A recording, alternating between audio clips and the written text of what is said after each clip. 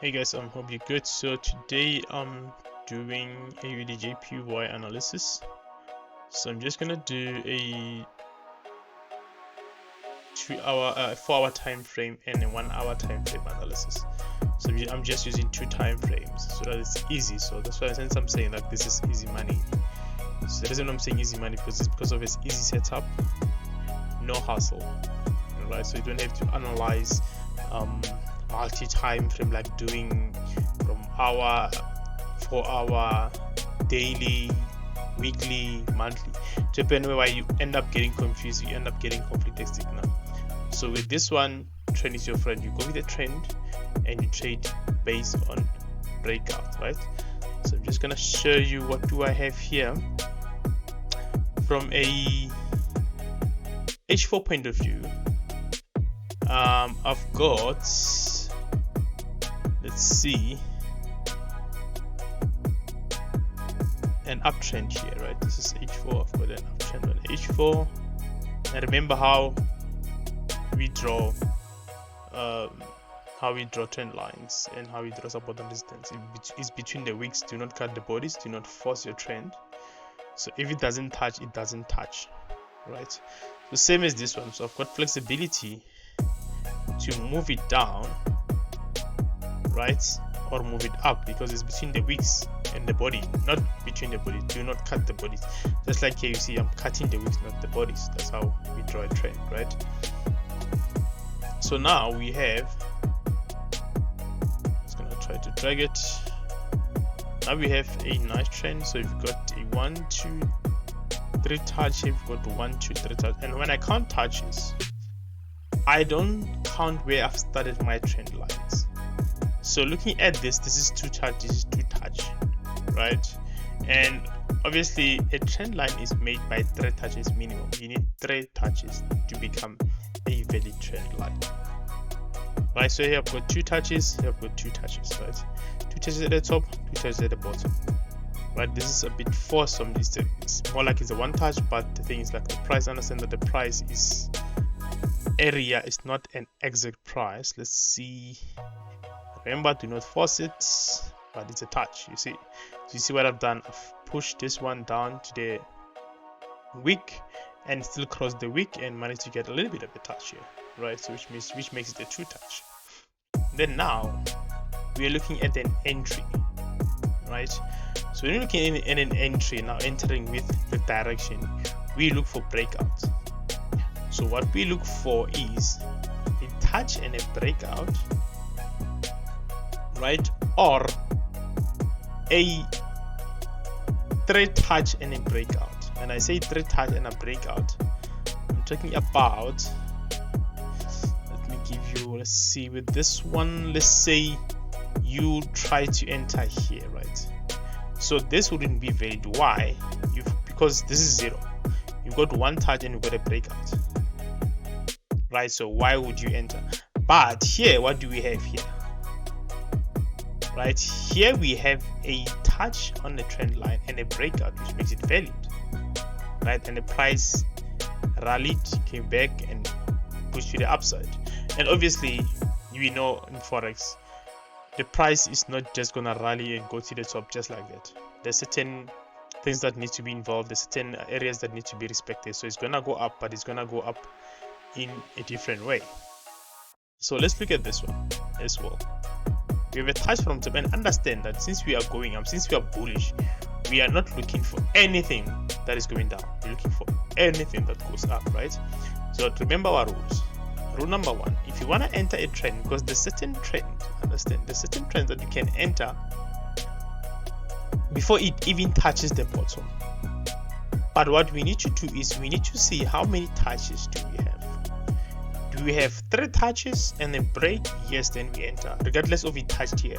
But if it hasn't, you need to touch here and then break, right? So let's look at this one. So since we've got an H4, right, let's see what does each one have for us. Let's go H1 and see if we can find this proper one. From H1 we have a 1, 2 touch is still not valid.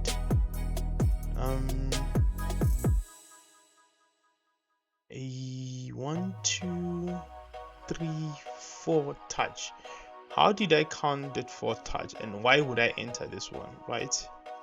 And obviously this is risky. The reason why I would enter this one is because, right, yes, we don't have 4 touches, we've got 2 touches. No, it's 1, 2, it's 3 touches, right? Wait, 1, 2, 3 touches and a breakout. It's still valid, it's still valid entry, right? But one thing to bear in mind, this was gonna enter this one, but one thing to bear in mind as well, look at this price. This price retested. Why did this price retest, right? It's because the price has not touched the main trend line. So the price, if you want the price to give you a full stretch before trying to retest and do all the stuff, allow it to touch the main trend line, right? The main trend line, which is like from a higher time frame, and then when it goes up, then that's where you enter. You just get a bullish candle and then you enter. But understand that obviously in Forex, that's one thing to bear in mind as well, is you would have sometimes a trend, right? And then you're gonna have an inner trend that doesn't come and touch the bottom one, the bottom trend line, and it will go and do another touch to the top and then goes to the bottom. Those are the kind of trends that can happen. It's not as straightforward as let me show you. It's not as straightforward as this, because having a straightforward trend as this one is very rare. Having something like this, very rare in Forex. It's there, but it's very rare. You'll wait, I don't know how long, right? So having a straight touch, like from that goes to bottom, goes to top, is very rare. So that's why it's common to have something like this. That's why it's common to have something like this, right? It's common to have something like this in Forex. So this is something like this. This is what's happening. So that's why when you have something like it's this in the middle, you don't rush to enter, right? So you wait for a retest. Or some they become aggressive, some they just, I mean, if you had entered here, I mean, based on the 4 touches, based on the 3 touches, based on these 3 touches, then I wouldn't blame you, right? Because your rules are met now. You've got the 3 touch and a breakout, and then on the 4th touch you enter. So you are not wrong, right? But understanding that we have not touched the main one. Yes, we can have something like this, but always wait for a retest, right? Once you break this trend before it touches here, wait for a retest. So, but if you're still new, if you're still a newbie, if you get something like this, just ignore it, right? Only look at the price touch, then after the price touches, then you end. After the price touches and a break, then you enter. So meaning now, if you're gonna ignore this one, that will mean that now your trend line is going to shift, right? Your trend line is going to shift up to here to find something like this, right? To wait for something like this and then wait for a break, then this is your entry. And then obviously your stop loss, you can put it right underneath the main one, and then you take profit right on the head, right on the top of the previous trend line. But looking at this, your stop loss is gonna be bigger, right? So that's why it's good for you to also wait for opportunities, for good opportunities, meaning like a discount, a price discount. Sometimes it's not even here. Sometimes you might get a price giving you a very nice discount, going like this, right? Going to the right until the price squashes and gives you a better discount. Here I'm just drawing because the price is not there yet. So you might get a price coming a little bit here and then giving you a breakout, and then you find out that your entry is probably this low, right? So you might see something like this. I think in Forex it's good not to rush. It's good not to rush.